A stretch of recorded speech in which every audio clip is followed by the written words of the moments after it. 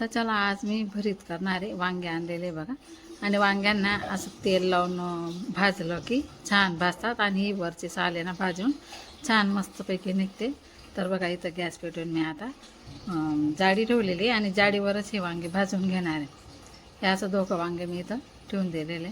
त्यानंतर दारावरच भाजीपालावाला आला होता. वांगी घेतली, मेथीची भाजी घेतली, भेंडी घेतली, फ्लावर घेतली, कोथिंबीर घेतली आणि टमाटे घेतले. आणि ही एक बेडशीट कपडे तर धुतले गेले. ही बेडशीट राहून गेली होती, ती धुतली. राशाचे कपडे इथंच टाकले, बाकीचे वरती टाकून दिलेले आहे. राशाचे इथं बाहेरच टाकलेले आहे.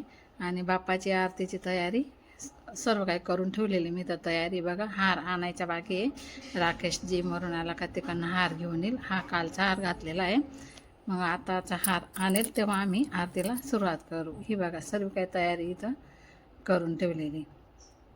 हा बालगणेश आहे, आणि यावर्षी आहे ना आम्हाला बाप्पांना ठेवायचं आहे आणि बालगणेशाला विसर्जन करायचं आहे.